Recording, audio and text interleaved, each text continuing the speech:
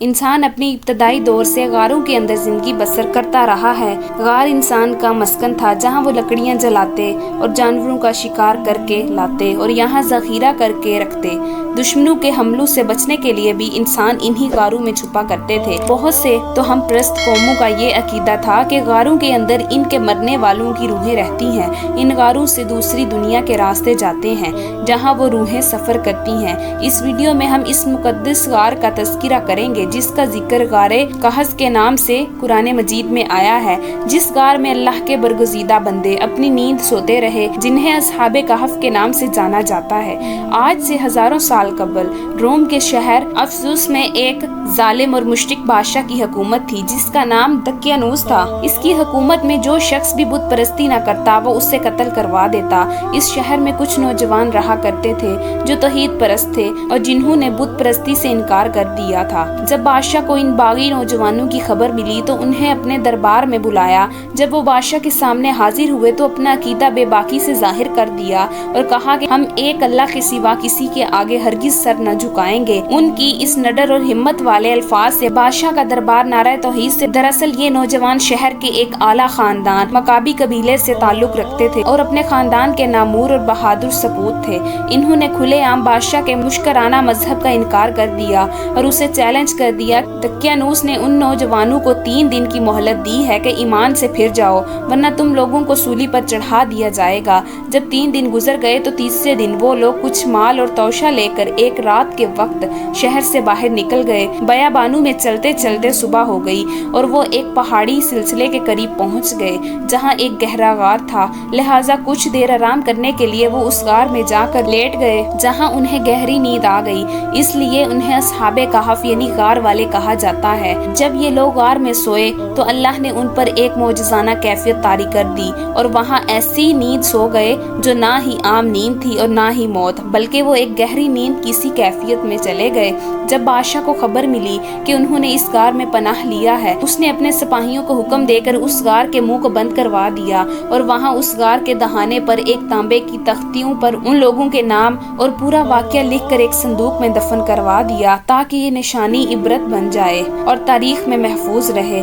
زمانہ گزرتا رہا، موسم تبدیل ہوئے، مگر اصحاب کہف یوں ہی سوتے رہے اور اللہ کی قدرت سے ان کی جسم ویسی ہی صحیح و سالم رہی، اس پر وقت اور موسم کا کوئی اثر نہ پڑا۔ یوں 300 سال سے بھی زیادہ کا عرصہ گزر گیا۔ اب افسوس شہر میں بیدروس نام کے بادشاہ کی حکومت آ گئی، بت پرستی کا دور ختم ہو گیا، لیکن لوگ نئی فتنوں میں پڑ گئے، جس میں ایک فتنہ یہ تھا کہ لوگوں کی ایک بڑی جماعت نے مرنے کے بعد پھر زندہ ہونے اور قیامت آنے کا انکار کر دیا تھا۔ لہٰذا بیدروس نے اللہ تعالیٰ سے دعا کی کہ ان لوگوں کو ہدایت نصیب فرمائے اور اپنی قدرت کا کچھ ایسا نظارہ دکھلا دے کہ وہ ایمان لے آئیں۔ اللہ کے حکم سے اس غار میں سوئے۔ اصحاب کہف نیند سے بیدار ہو گئے۔ بیدار ہونے کے بعد وہ ایک دوسرے سے پوچھنے لگے کہ ہم یہاں کتنی دیر تک سوئیں؟ کسی نے کہا 1 دن، کسی نے کہا 1 دن سے بھی کم۔ اس بات کا قطعاً علم نہ تھا کہ باہر کی دنیا ہی بدل چکی ہے اور وہ کتنے عرصے یہاں غنودگی میں تھے۔ جب انہیں بھوک لگی تو انہوں نے مشورہ کیا کہ کسی ایک کو چاندی کے سکے دے کر بازار بھیجا جائے تاکہ ہمارے لیے کچھ کھانے کا انتظام ہو جائے۔ جب ان میں سے ایک شخص شہر کی طرف گیا تو حیرت زدہ رہ گیا۔ اس نے شہر کو بالکل تبدیل شدہ پایا، گھر اور مکان اونچے اونچے ہو گئے تھے، لوگوں کے لباس میں تبدیلی آ گئی تھی، کوئی شخص بھی آشنا نظر نہیں آتا تھا۔ اور وہ ایک دکان کے پاس گیا اور دکاندار کو سکے دے کر کھانے کی چیزیں مانگی۔ جب اس دکاندار نے اس سکے کو دیکھا تو پوچھنے لگا کہ تمہیں یہ سکے کہاں سے ملے ہیں؟ کیا تمہیں کوئی خزانہ مل گیا ہے؟ یہ تو سینکڑوں سال پہلے والے بادشاہ کے سکے ہیں۔ جبکہ اصحاب کہف کا وہ ساتھی اس بات پر اصرار کرنے لگا کہ یہ اسی دور کے سکے ہیں، لہٰذا اس بحث کی وجہ سے وہاں بھیڑ اکٹھا ہو گئی۔ اس شخص نے کہا کل دقیانوس ہمیں قتل کرنے والا تھا، لہٰذا ہم اسے بھاگ کر ایک غار میں چھپ گئے۔ لوگوں نے اسے بتایا کہ دقیانوس کو مرے ہوئے 300 سال گزر چکے ہیں اور یہ بیدروس کا زمانہ ہے۔ اس نے اپنی بات ثابت کرنے کے لیے لوگوں کو اس غار کی طرف چلنے کو کہا۔ جب غار میں موجود اصحاب کہف نے لوگوں کے ہجوم کو آتے دیکھا کہ وہ سمجھے کہ دقیانوس کی فوج نے انہیں ڈھونڈ لیا ہے، لہٰذا وہ اللہ سے دعا کرنے لگے۔ جب شہر کے لوگ اس غار کے پاس پہنچے تو اصحاب کہف باہر آئے اور سارا ماجرا کھل گیا۔ یہ زمانہ ہی کچھ اور ہے اور وہ اظہار میں سینکڑوں سال سے سوئے ہوئے تھے۔ اتنے میں بادشاہ بیدروس بھی وہاں پہنچ گیا۔